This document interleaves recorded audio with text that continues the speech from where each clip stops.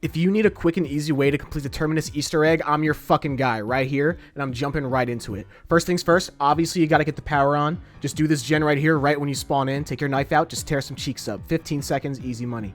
Go down these stairs, and you're gonna see a clock here. Whatever the hour hand is at, that's the first number of a 3-digit code that we're gonna need to use for later. Go to the Juggernog generator, and you'll be able to open up the cafeteria once you do it. That has the second digit, and it's on a playing card. At some point, also head over to Stamina Up, and you're gonna go in the engineering room.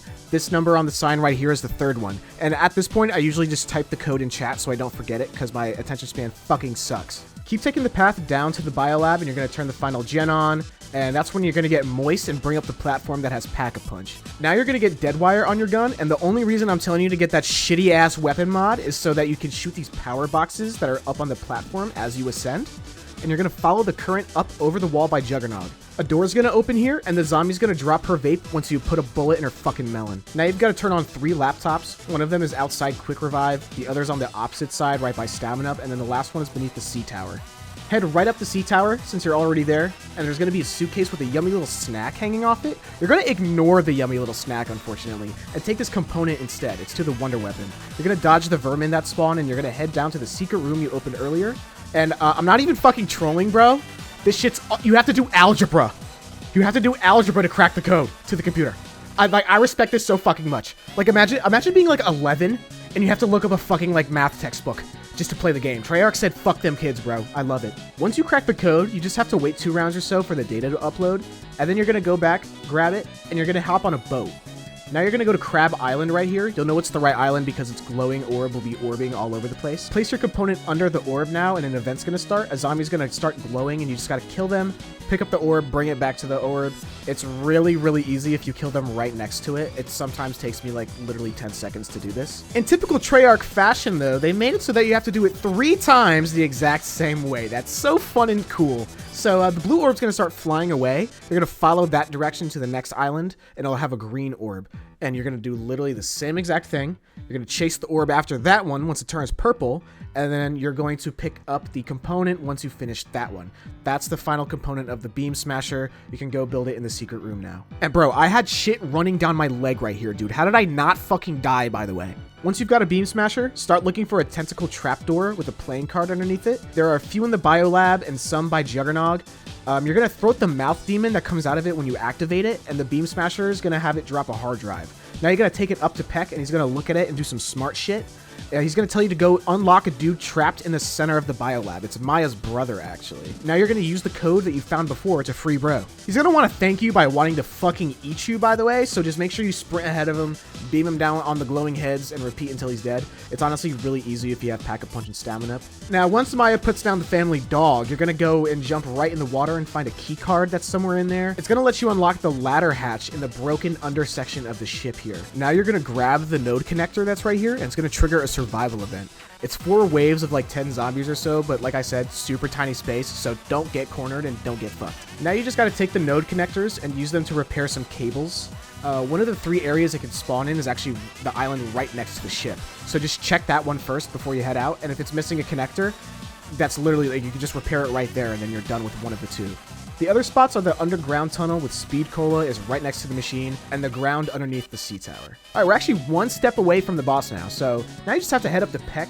He's going to give you a hacking device. You're going to get back on your boat. You're going to take the hacking devices to these buoy radar themashits. I don't know what the fuck they are. There's 3 of them, and there's a little bit of a time limit, but you can do it really quickly if you just ignore the parasites and just tunnel vision the buoys. By the way, fair warning, I hope you're not doing this Easter egg as you watch, and you watch it all beforehand, because, like, the absolute fucking picosecond you complete this, you have to haul shit, actual shit, to the biolab. It gives you 5 minutes once you're there. Actually, not even once you're there. It starts before you even get there. It's a 5-minute timer, and you have to defuse 3 nuclear reactors. Now, if you have friends, shit's light work. If you are by yourself, shit's gonna be hard as fuck.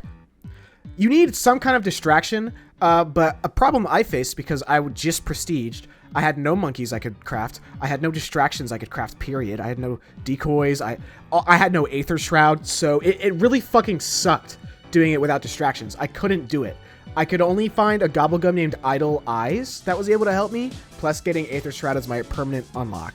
but I highly recommend using the Idle Eyes Gobblegum right here if you have it. It is super good. It lets you get 2 of the 3 for free. After that fucking dumpster fire of an event, the door's actually going to open right next to Melee Macchiato.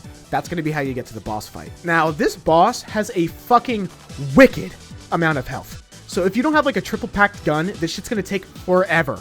And you have like such a low chance of winning, not joking. Like, please get good guns. For reference also, the only reason I won this attempt was because I got a legendary Ethereum crystal from a Sam challenge. So I got a triple packed gun for absolutely free the second I bought it.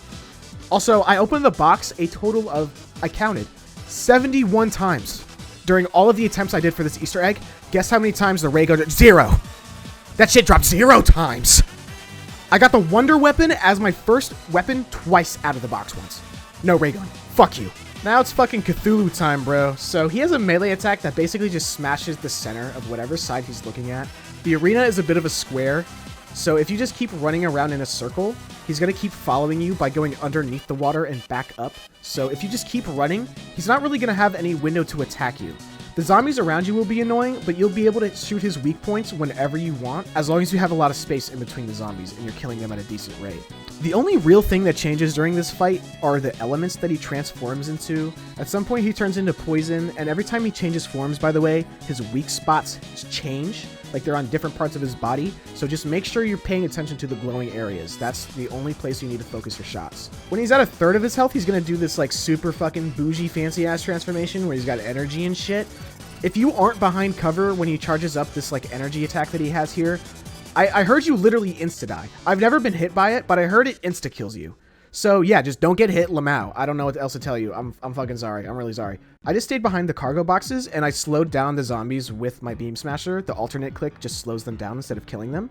So that was really good for getting under cover without having to get mauled by fucking zombies every 2 seconds. They don't make it obvious, by the way, maybe intentionally, but the weak spot on the Kraken at this third phase are the glowing spots on his head. I think his forehead is the only place you need to shoot. And after 20 fucking minutes of shooting this guy in the head, dude, you're finally gonna kill him. Holy shit, this boss is just fucking ridiculous with its health. It's just its health. It has too fucking much. But anyways, after you beat this boss, you actually get a cutscene that shows a little teaser of what the next Easter egg is gonna look like in the DLC map. So that's pretty fucking dope. It's got me a little excited, not gonna lie. And yeah, I think that's about it. Okay, bye.